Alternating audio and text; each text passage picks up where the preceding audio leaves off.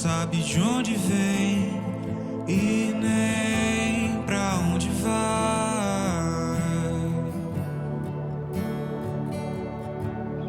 O vento sopra onde quer, mas ninguém sabe de onde vem e nem pra onde vai.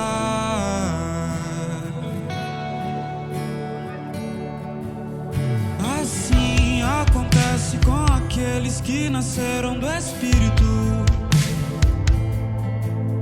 Assim acontece com aqueles alcançados pela tua graça. Assim acontece com aqueles que nasceram do Espírito.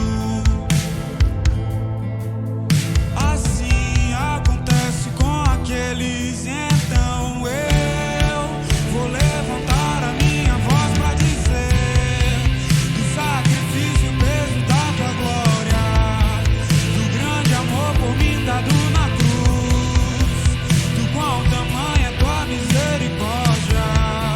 Vou levantar a minha voz pra dizer do sacrifício, o peso da tua glória, do grande amor por mim dado na cruz, do qual tamanha é tua misericórdia.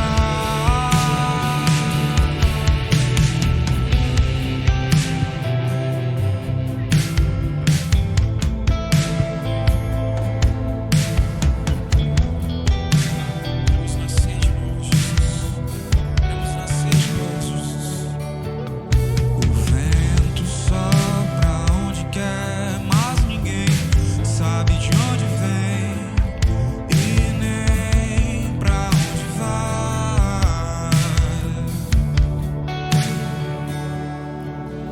O vento sopra onde quer, mas ninguém sabe de onde vem e nem pra onde vai.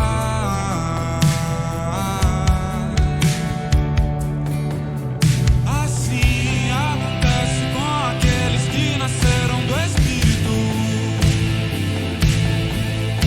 Assim acontece com aqueles. Então eu vou levantar a minha voz pra dizer do sacrifício, o peso da tua glória, do grande amor por mim dado na cruz, do qual tamanha é tua misericórdia.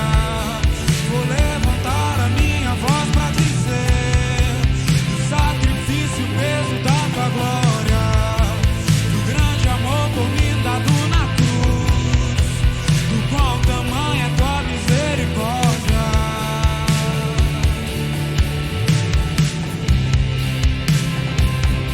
Jesus,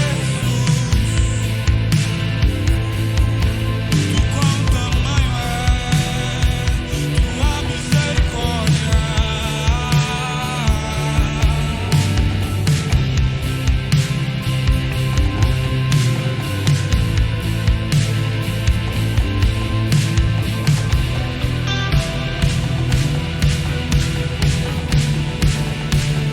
Santo, santo, e a luz da terra toda se apagou. No santuário o véu se partiu. Ao expirar tua graça me alcançou, me alcançou. Tu és santo, santo, e a terra toda se estremeceu. As portas do sepulcro se abriram. Sim, é verdade, tu és o Filho de Deus. Eu não vou conter a minha voz pra dizer do sacrifício, o peso da tua glória, do grande amor por mim dado na cruz, do qual tamanha é tua misericórdia. Vou levantar a minha voz pra dizer do sacrifício, o peso da tua glória, do grande amor por mim dado na cruz, do qual tamanha é tua misericórdia.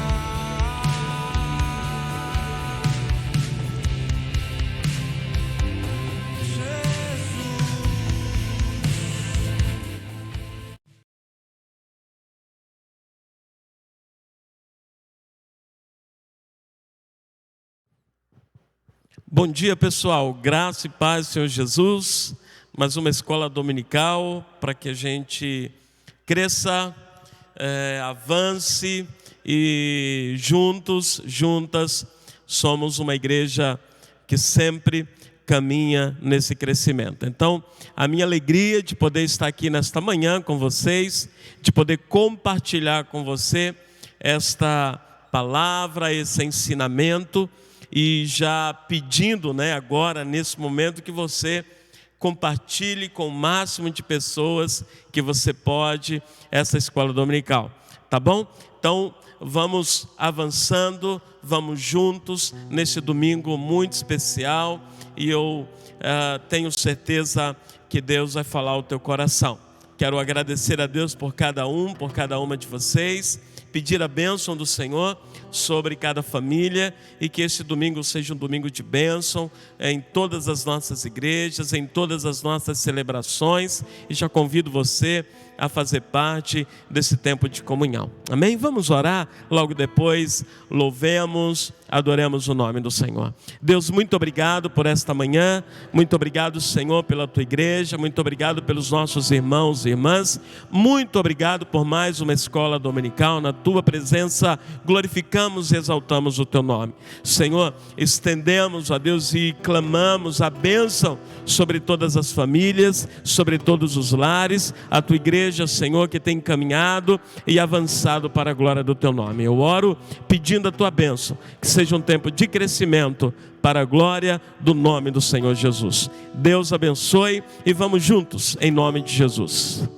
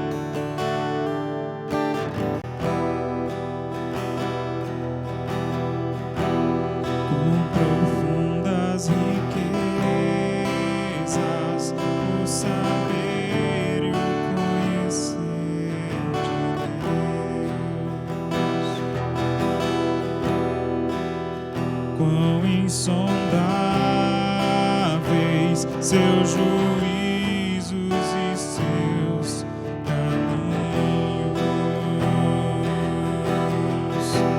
com profundas riquezas, o saber e o conhecer de Deus, quão insondáveis seus juízos e seus caminhos. A Ele a glória,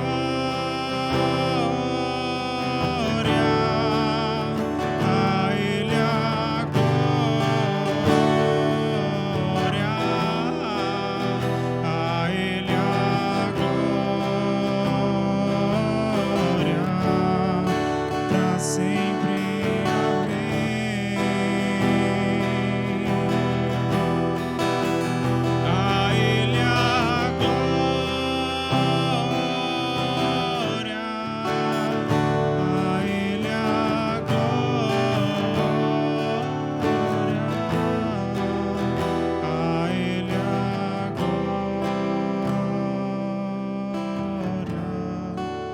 para sempre.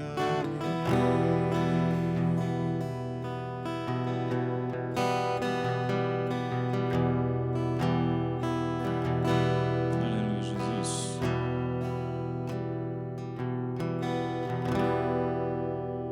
Amém, Pai. Muito obrigado, Senhor, por esse momento. Obrigado, Jesus, pela oportunidade que temos de te louvar, de acordar, Pai, nesta manhã, de respirar. Vamos nos alegrar na presença do Senhor.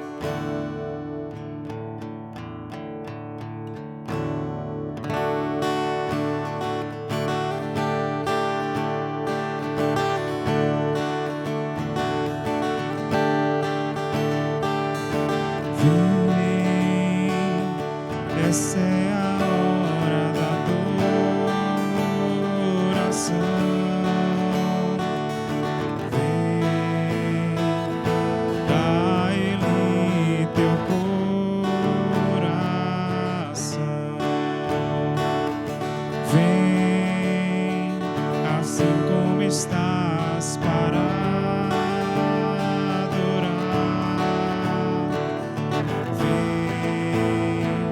assim como estás diante do Pai. Vem.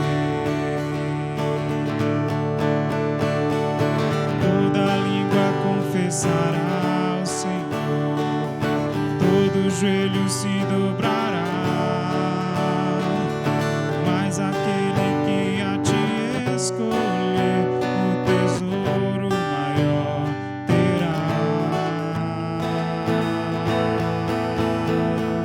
Toda língua confessará ao Senhor, todo joelho se dobrará, mas aquele que a ti escolher, o tesouro maior terá.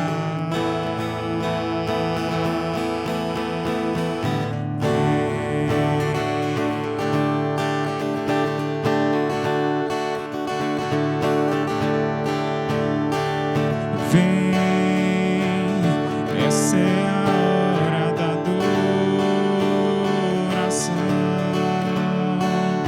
Vem, dá a Ele teu coração. Vem, assim como estás para adorar. Vem, assim como estás diante do Pai. Vem. Toda língua confessará ao Senhor, todo joelho se dobrará, mas aquele que a ti escolher, o tesouro maior terá. Toda língua confessará ao Senhor, todo joelho se dobrará, mas aquele que a ti escolher, o tesouro maior terá.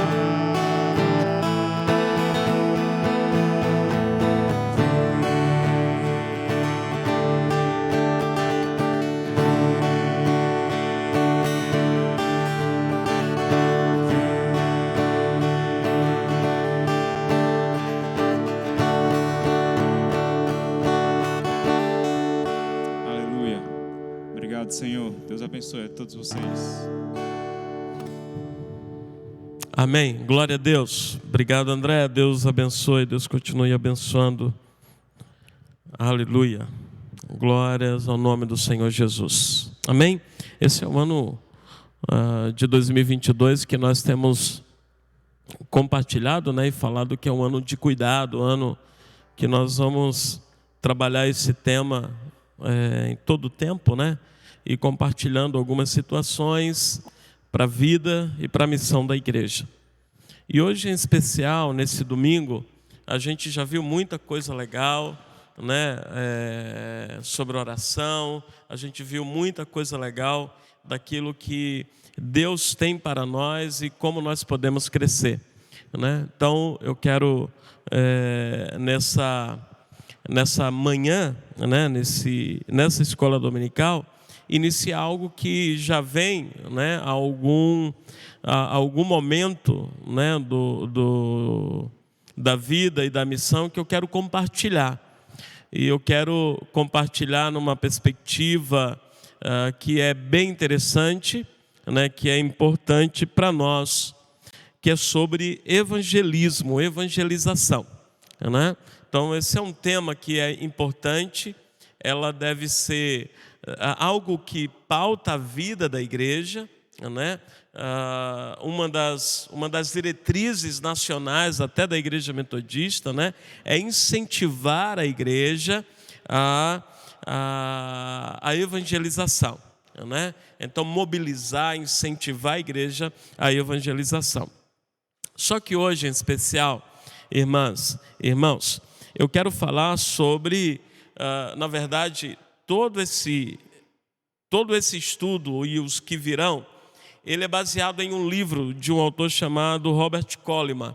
E aí eu vou pedir para os meninos já pôr, o Guilherme já pôr esse primeiro slide, né, sobre, e é o tema em especial da escola dominical. E para mim ela é muito importante para a gente poder sinalizar o seguinte, para a gente sinalizar não só sinalizar, mas aquecer o coração da igreja para a evangelização. E a gente pode trabalhar nessa perspectiva dos pequenos grupos, dos lares de paz, dos GEs, né, que a gente chama de grupo de evangelismo. E eu quero, mais do que, né, apresentar uma estratégia, né, que vai, claro que o livro ele parte nessa direção. Eu quero que a gente entenda todo o processo, todo o método de Jesus para esse tema. Então, o nome do livro, né, é Plano Mestre de Evangelismo. O autor é o Robert Coleman. E o que a gente vai compartilhar a partir de hoje, parte muita coisa, né, vem desse livro, e a gente vai acrescentando com alguns outros autores que a gente entende que vai acrescentar. Então, vamos lá. Primeiro, o mestre e o plano. Então, qual é o nosso objetivo aqui, né?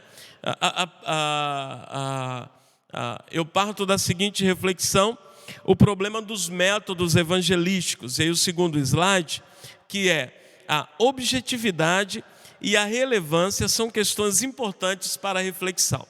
Então, é claro que os métodos evangelísticos, eles são importantes, nós sempre usamos, né? É bom lembrar sempre disso, mas a gente precisa refletir da objetividade desses métodos e qual a relevância para o nosso tempo e para a nossa igreja, né? A gente precisa hoje perceber, né, diante de uma pandemia, quais métodos são relevantes, qual a objetividade, o que é que nós estamos fazendo, e outra pergunta é, o que nós estamos deixando de fazer, né? E aí vem esse segundo ponto, que é transformar vários projetos evangelísticos em programas práticos. Faz a igreja atingir os seus objetivos, né? Vamos pensar, né, se a gente, com tantos projetos, estamos alcançando o nosso objetivo, se nós estamos alcançando o nosso propósito. Então, diante disso, nós começamos então a refletir sobre esses projetos, sobre esses métodos evangelísticos que a gente vem fazendo, né? Estamos alcançando o objetivo? O que você acha, irmão? Veja aí no pequeno grupo, na liderança, na sua igreja, né, local, estamos alcançando o nosso objetivo? E agora nós vamos então para o ponto principal, o terceiro slide, que diz o seguinte: o plano mestre de evangelismo pode ser considerado um estudo sobre a estratégia evangelística de Jesus e como ele orientou a sua vida enquanto ele viveu na terra. Então, qual é o objetivo então desse livro, desse estudo? É trazer aqui uma estratégia evangelística de Jesus e como ele orientou sua vida enquanto ele estava, ou quanto estava vivendo o seu ministério em especial. Então, praticamente é isso, como que nós podemos aprender com Jesus, como que nós podemos trazer a experiência de Cristo para a nossa vivência evangelística, para a nossa vivência do Evangelho e levar esse Evangelho a todas as pessoas. Então, o primeiro ponto, e aí a gente vai trabalhar só esse ponto, que é chamado de recrutamento. Então, o próximo slide é sobre recrutamento. Jesus escolheu 12 discípulos, certo? 12 homens. Lucas capítulo 6, versículo 13. Aqui há algo importante para a gente poder trabalhar todo esse estudo de hoje. O método de Jesus se baseava em pessoas. Tudo começou quando Jesus chamou alguns homens e os convidou a segui-lo. Esse ato revela o rumo que sua estratégia tomaria. Então, tudo começa com pessoas. E esse é um ponto importante e que a gente vem falando e repetindo. Tudo começa quando Jesus chama homens que estão dispostos a segui-lo. Então, a partir daí, segue esse recrutamento. E esse recrutamento implica muitas outras coisas. Pode passar, diz o seguinte: Jesus então começou a reunir aqueles homens antes de organizar campanhas evangelísticas ou mesmo de pregar em público. As pessoas eram a base do seu método de ganhar o mundo para Deus. Então, acho que a gente pode trabalhar e pensar, como que Jesus começa. E muitas vezes, como a gente quer começar? A gente quer começar logo por uma grande multidão. A gente, em alguns momentos, quer fazer uma coisa muito grande. E Jesus não. Jesus, ele começa a trazer pessoas para perto. E é claro que quando Jesus ele pensa nesse recrutamento, quando ele pensa em trazer esses homens para perto, ele pensa em algo muito maior. Ele pensa no próprio mundo, ele pensa em ganhar o próprio mundo para Deus. Então, aqui você vai encontrar um Jesus que se baseia, o ministério em pessoas e que ele começa a trazer um grupo menor, um grupo pequeno para perto, e claro que o intuito dele é ganhar o mundo para Deus. O sexto slide diz o seguinte: o objetivo inicial do plano de Jesus era o de arregimentar pessoas que fossem capazes de testemunhar a respeito da sua vida e manter a sua obra em andamento depois que retornasse o Pai. Então, Jesus queria trazer pessoas para perto, certo? E que essas pessoas fossem capazes de testemunhar, a respeito da sua vida, do Evangelho. E é claro, Jesus estava pensando no futuro da missão, estava pensando no futuro da igreja. Por isso ele traz pessoas para perto, capacita essas pessoas, e quando ele, ressurreto, vai para o Pai, estas pessoas continuam fazendo a obra de Deus, continuam fazendo com que o Evangelho chegue a outras pessoas. Esse é o objetivo inicial do plano de Jesus: trazer pessoas para perto para dar continuidade ao ministério, para dar continuidade à igreja, para dar continuidade à missão. Jesus, portanto, traz esses homens para perto, 12 ele escolheu para perto. Então, irmãos, como era de esperar, o próximo Guilherme, como era de esperar, os primeiros esforços no sentido de ganhar almas tiveram pouco efeito imediato na vida religiosa da época de Jesus. Então, veja, se a gente for pensar de uma forma de sucesso, de que uma multidão viria e se converteria e tudo mais, a gente poderia pensar que esse não foi tão relevante, né? Não tinha uma relevância total.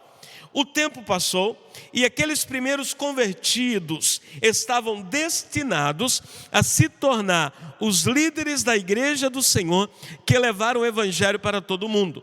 Do ponto de vista do propósito de Deus, suas vidas tiveram um significado que durará por toda a eternidade. É isso que importa.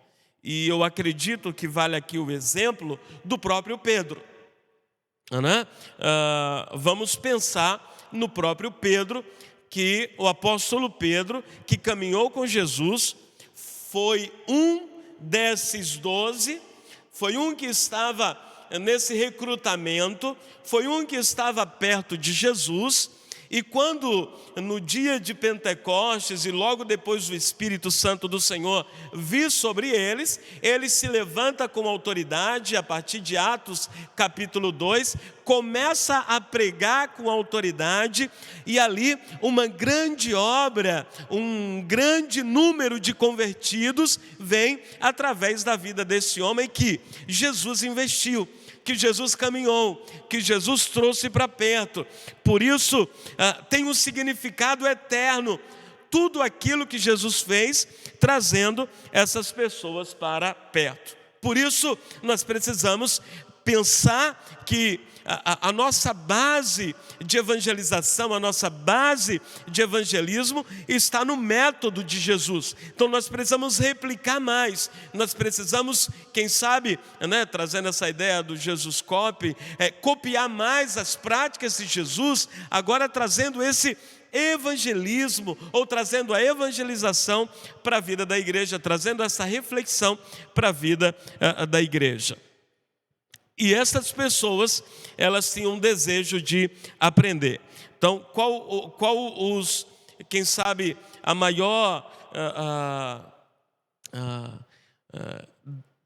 força dessas pessoas, desses homens, era gente que deseja aprender, pessoas que desejam aprender.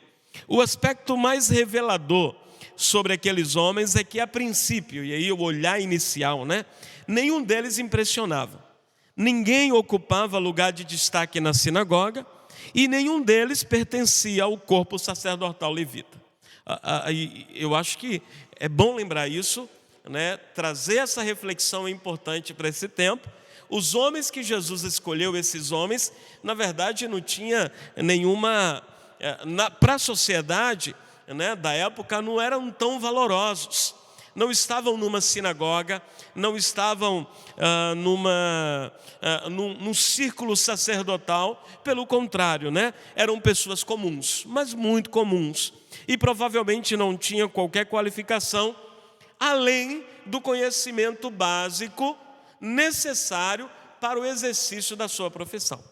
Veja, esses foram os homens que Jesus escolheu. Necessariamente não seria o que os religiosos da época escolheriam, Mas eu acho que a gente precisa entender que esses homens, com desejo de aprender, com desejo de seguir a Cristo, com um coração muito aberto para a ação de Deus, iria fazer total diferença, como fez essa diferença. Não eram capacitados para a sociedade da época, não estavam na sinagoga, não estavam nos círculos sacerdotais, eles apenas eram homens simples, comuns, e aí uma palavra que muitas pessoas usam, os improváveis da sua época, mas eram esses improváveis que Jesus quis usar para gerar no coração daqueles homens uma visão, algo poderoso que iria transformar toda a nossa sociedade, claro, né? Chegar até nós o Evangelho do Senhor. Então, numa visão mais religiosa da época, irmãos e irmãs, é difícil compreender como Jesus poderia usar pessoas assim, né? Como que Jesus poderia usar pessoas tão desqualificadas? Essa seria uma visão. Não era um tipo de gente de quem se pudessem esperar para ganhar o mundo para Cristo. Normalmente, alguém importante, né, um rabi da época, não iria atrás desses homens. Mas Jesus foi atrás desses homens para que pudesse ganhar o mundo para o próprio Deus.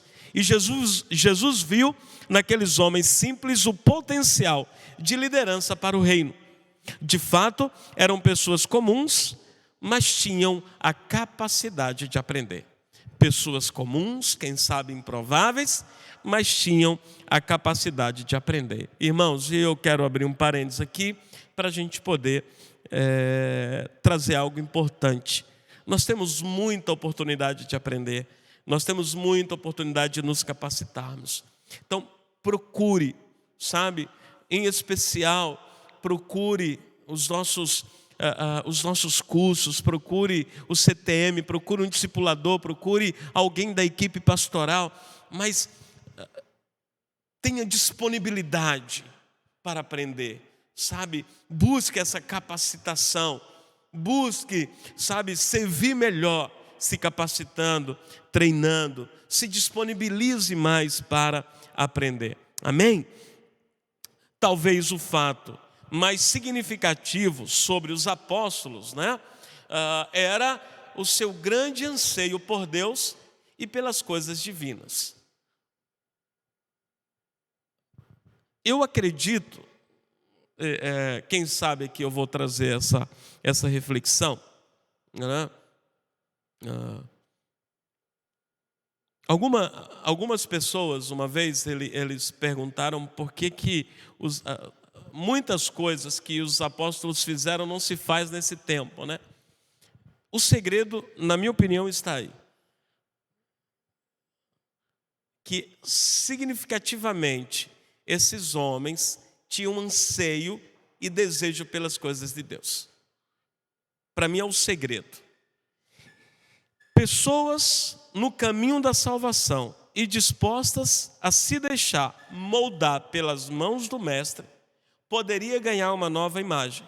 Jesus pode usar qualquer um que deseja ser usado. Então, vale a pena a gente pensar, né, que se nós estamos disponíveis para ser usado por Deus, que se nós estamos disponíveis para ser moldados, transformados por Cristo, o Senhor vai nos usar. Uma das coisas que a gente tem falado sobre o cuidado é que todos são importantes nessa obra, que todos podem ser usados nesta obra do Senhor. Não tem ninguém melhor do que ninguém. Todos são importantes. E o Senhor quer usar cada um, cada uma para a sua glória. Depois de pensar que essas pessoas estão dispostas a aprender e o Senhor quer usar essas pessoas, a gente tem aqui o foco bem definido para esse recrutamento. O mestre tinha foco, e aí lembre bem desta palavra, sobre aqueles que pretendia usar. Então, Jesus tinha um foco bem definido. Não dá para transformar o mundo se as pessoas que nele vivem não forem transformadas. Mais uma vez, não dá para transformar o mundo se as pessoas que vivem nele não forem transformadas. Veja, aquilo que nós estamos falando sempre, ser transformado para transformar, ser salvo para salvar, ser amado para amar. Então, nós somos reconciliados para reconciliar outras pessoas com o Senhor. E as pessoas não mudam o mundo a não ser que Jesus molde as suas vidas. A necessidade, ao que parece, não era apenas recrutar uns poucos irmãos e irmãs, mas manter o pequeno grupo, e eu coloquei entre aspas, porque a gente pode pensar no nosso pequeno grupo também, para que pudesse ser bem trabalhado. Então, nessa ideia do pequeno grupo, de fato é um grupo menor para se trabalhar melhor, para ter um foco maior. E aí eu acho que a gente pode lembrar da Susana Wesley, que quando queriam ensinar os filhos, né, ela pegava cada filho individualmente para que pudesse capacitar melhor o seu filho, né? Então essa ideia aqui do pequeno grupo é só para a gente lembrar do nosso pequeno grupo, mas Jesus então ele tem um grupo menor para que pudesse trabalhar com maior eficácia, né? Numa multidão não teria tanto resultado como nesse pequeno grupo. Então essa é a ideia aqui do foco, o foco que Jesus tem. E objetivamente, irmãos e irmãs, aqueles homens que Jesus chamou, por mais perto dele, tinham responsabilidade singular na obra do reino de Deus. Ou seja, eu acredito claramente que o Senhor nos dá algo, e aí é bom lembrar disso, né? Se eu tenho aqui um João que ouviu a voz, está próximo de Jesus, e se eu tenho aqui quem sabe, qualquer um outro que ouviu, estava até por ali, João tinha algo mais específico e tinha uma responsabilidade maior, uma responsabilidade singular. Na verdade, os discípulos tinham uma responsabilidade singular de dar continuidade à obra do reino de Deus. Esses homens tinham uma responsabilidade maior do que as multidões. E depois a gente até vai dar uma olhada na questão das multidões. Isso não quer dizer que com a decisão de ter 12 apóstolos, Jesus estava excluindo outras pessoas, né? Jesus não estava excluindo dos seus círculos de seguidores. Como sabemos, havia mais discípulos e alguns deles se tornaram obreiros muito eficazes na igreja. E vou citar aqui os 70, né, que a gente já conhece, Lucas capítulo 10, Marcos e Lucas, que revelaram o Evangelho, e Tiago, o próprio irmão do Senhor, né? Então a gente vai ver outros discípulos e, claro, muitos outros que vão surgindo como testemunha ocular, né? Depois a gente pode até citar alguns, né? O próprio Estevão, Barnabé e tantos outros que vão surgindo posteriormente, claro, né? Mas aqui, em especial, a gente vai lembrar que não é uma questão de exclusão, mas é uma questão de foco. O foco de Jesus estava nesses homens para trabalhar melhor o coração deles, para que pudesse dar continuidade à missão e à obra do reino de Deus. Como então era a aplicação do princípio, né? Como era a aplicação do princípio? O modo espontâneo de Jesus dedicar a sua vida àqueles que desejava treinar era impressionante. Ilustra um princípio fundamental de ensino, o de que, em igualdade de condições, quanto mais concentrado e compacto for o grupo a ser orientado, maior o potencial para uma instrução eficaz. Então, mais uma vez, trazendo essa ideia de um grupo menor, para que a gente entenda que não é um processo de exclusão do maior grupo, e a gente vai ver depois, né? Mas aqui é uma aplicação de um princípio. É claro que todo projeto ele corre risco, irmãos. O próprio Cristo correu esses riscos, a gente vai ver na própria história, né? Mas ele tinha foco e aplicou o princípio daquilo que ele entendia ser essencial. E esse grupo, então, ele foi orientado. E por isso, como esse grupo era menor e poderia alcançar maior o coração, então seria com maior eficácia aquilo que se estava falando. Então, Jesus dedicou parte considerável, e vale a pena lembrar disso, irmãos e irmãs. Vale a pena lembrar disso. Jesus ele dedica considerável uma parte do seu tempo na terra para esses discípulos, poucos discípulos, isso é bem importante. Ele empenhou todo o seu ministério neles. O mundo poderia até demonstrar indiferença quanto ao mestre, mas ainda assim sua estratégia seria vitoriosa. Então, aqui no foco, poderia ser que muitas coisas ele tem ouvido, ou os discípulos têm ouvido, mas ele entendia do foco, ele sabia aquilo que ele estava fazendo. Ele sabia que com esses homens, ele poderia ir muito mais longe no projeto de avanço do Evangelho. Amém? Então, compartilhe, se você puder, né? Vá compartilhando com alguém a respeito dessa estratégia de Jesus.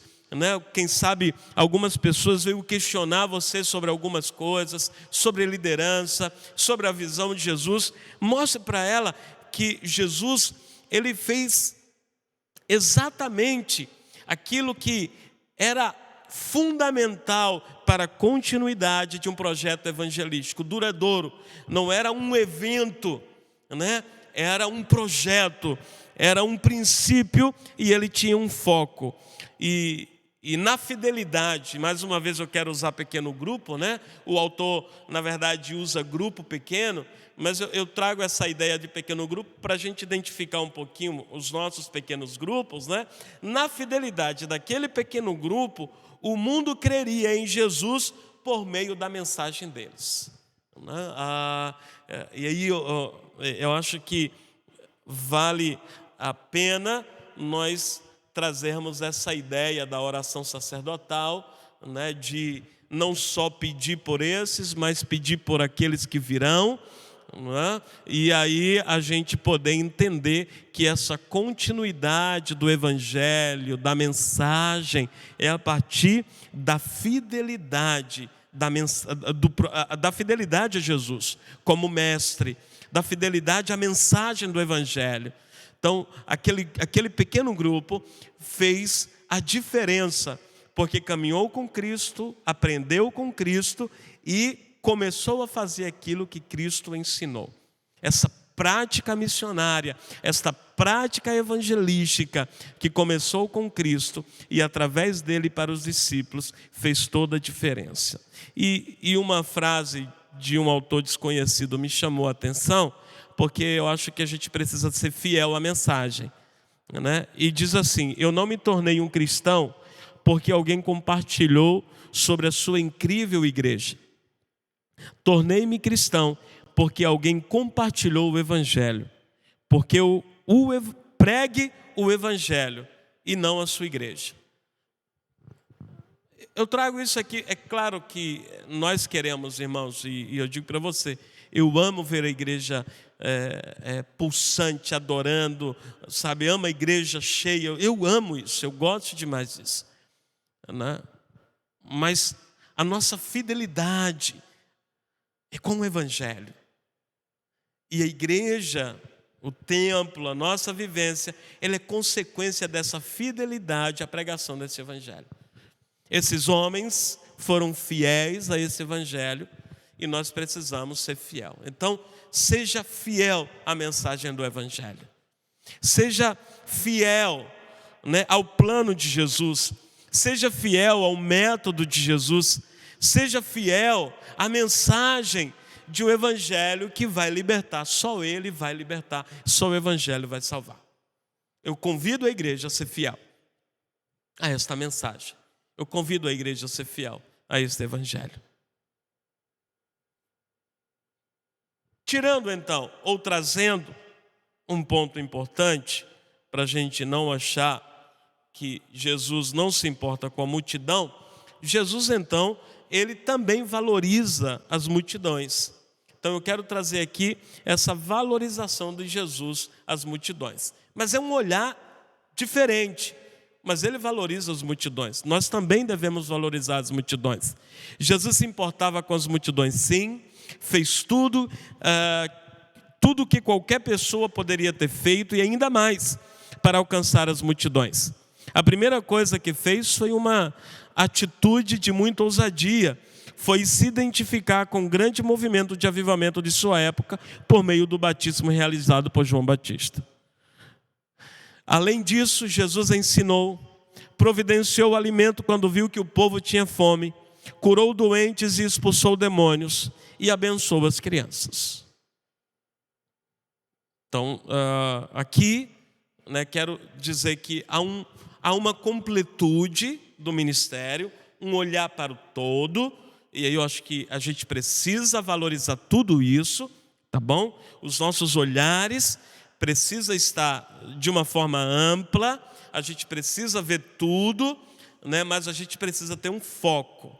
Jesus, ele fez tudo isso, mas o foco estava em formar novos líderes, em formar um grupo de discípulos que pudesse dar continuidade para que, irmãos e irmãs, de todas as formas possíveis, Jesus manifestou uma grande preocupação com as massas, era aquelas pessoas que veio, veja, era para essas pessoas que ele veio salvar, eram essas pessoas que veio salvar. Ele as amava. Aqui há um amor para com todos, o olhar de amor para com todos. Não deixou de cuidar, não deixou de amar. Então, ele manifestou uma grande preocupação com essas massas. Então, onde está a estratégia de Jesus? O plano de Jesus para a evangelização.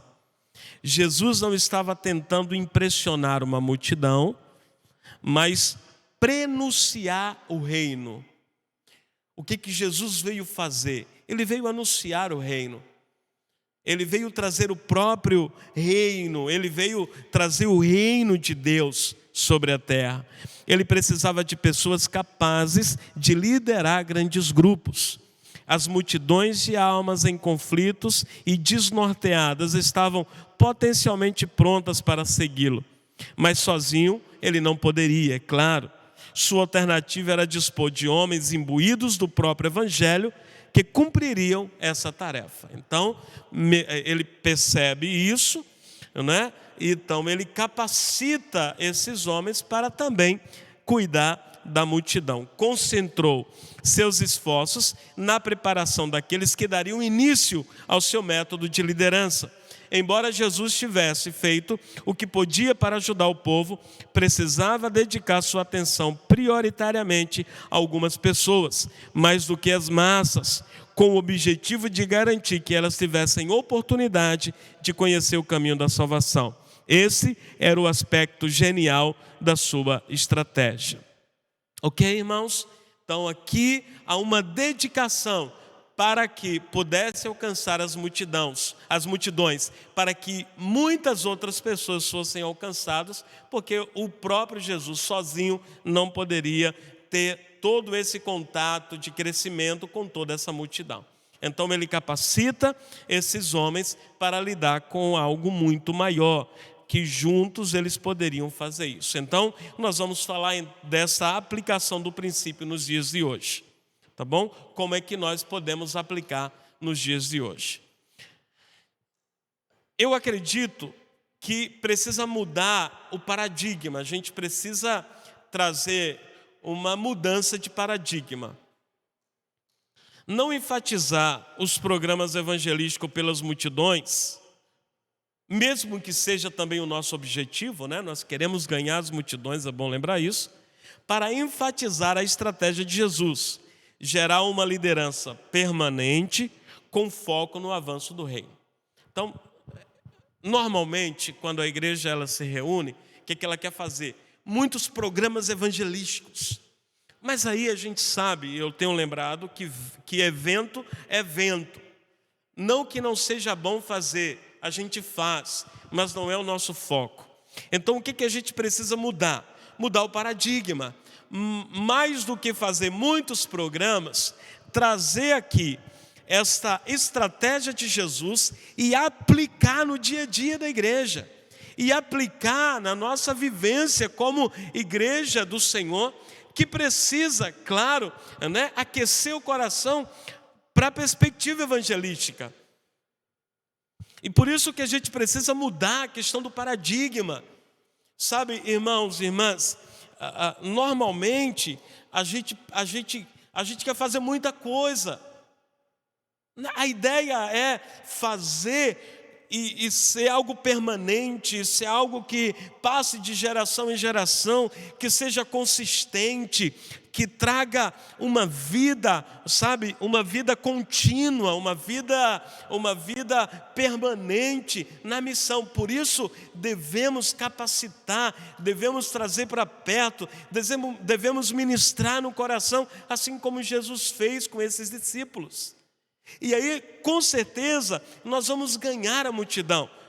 E importante, eu quero trazer isso aqui: tudo o que se faz com os pequenos grupos tem por finalidade a salvação das multidões. Tudo o que se faz com os pequenos grupos tem por finalidade a salvação das multidões. É claro, a gente quer ser mais eficaz, a gente quer capacitar pessoas, a gente quer fazer discípulos que formam novos discípulos, a gente quer trazer uma liderança estratégica para um tempo estratégico, para os desafios que esse mundo hoje está nos apontando. Então, como é que nós vamos fazer isso?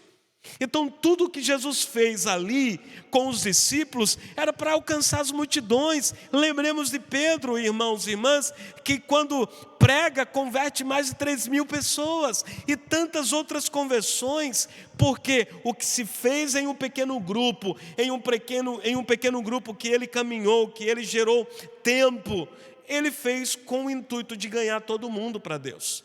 Percebe? É importante a gente olhar nessa direção. É importante a gente perceber isso.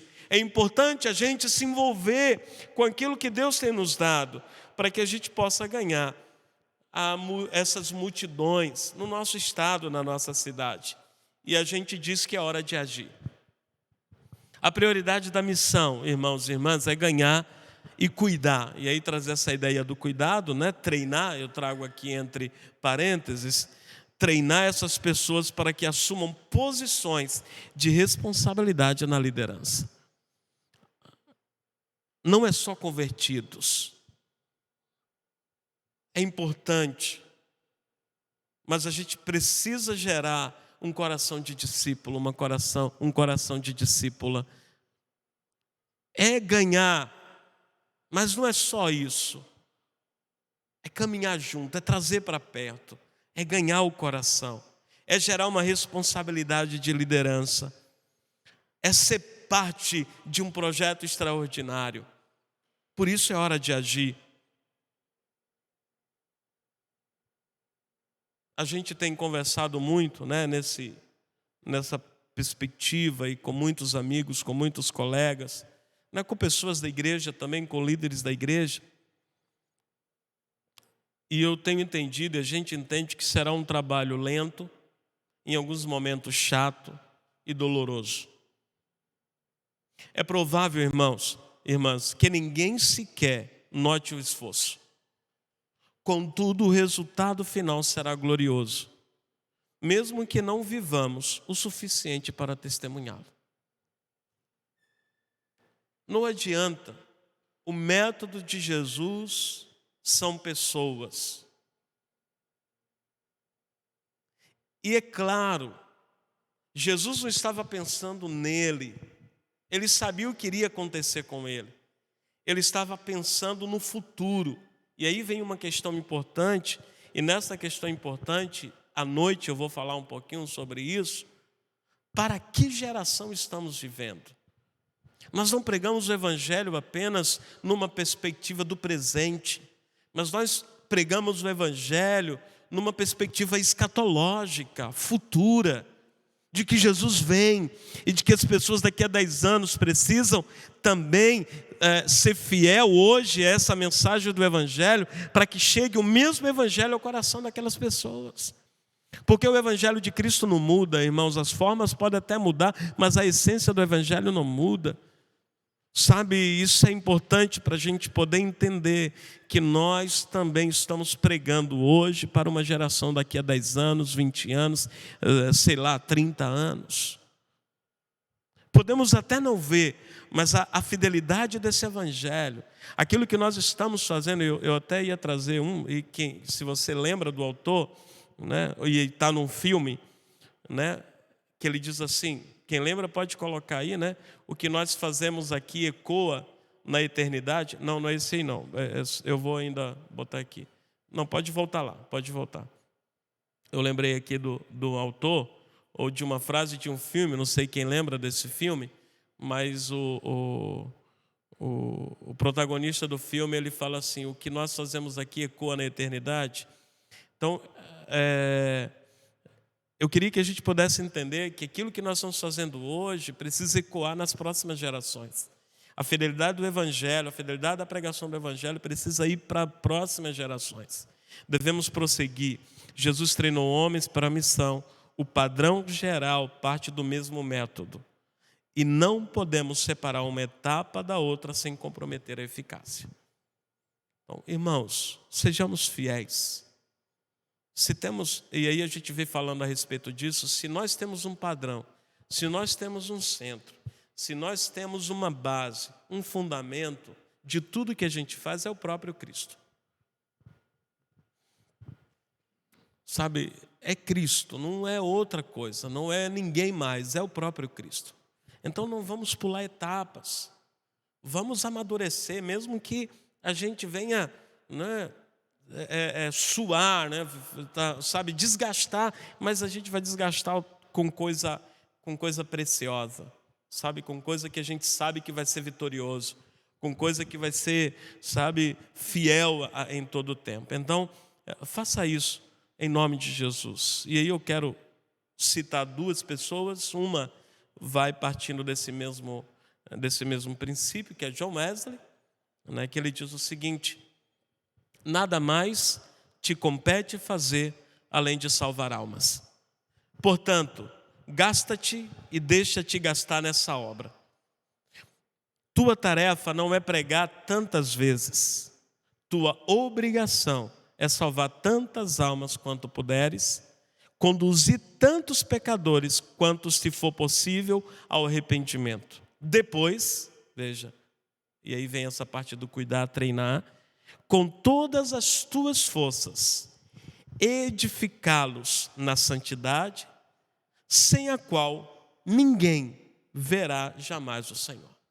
Aqui o Wesley está dizendo assim: olha, a nossa tarefa é ser fiel ao Evangelho. A nossa tarefa é falar de Jesus, é gerar uma grande multidão de pessoas convertidas a Jesus. Mas essas pessoas precisam ser ensinadas, capacitadas, treinadas. E podem ser que sejam improváveis, mas são essas pessoas importantes para Jesus. É isso que o Wesley está fazendo.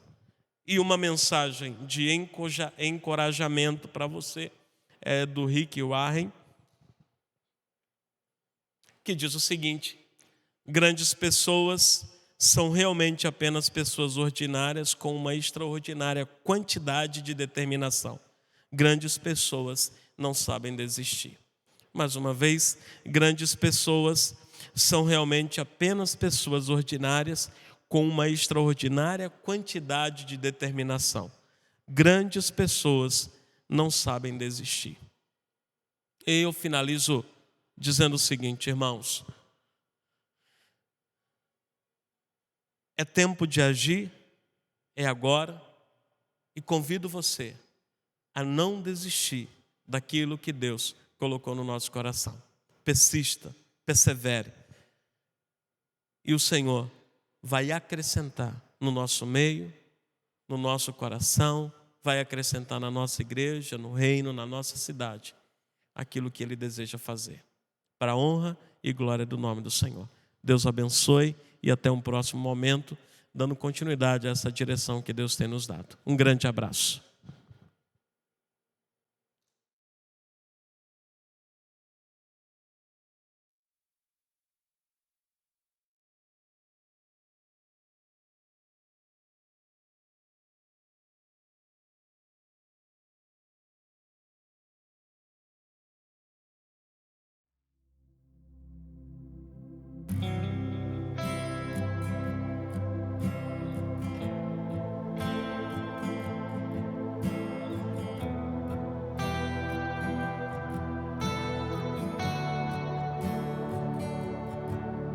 O vento sopra onde quer, mas ninguém sabe de onde vem e nem pra onde vai.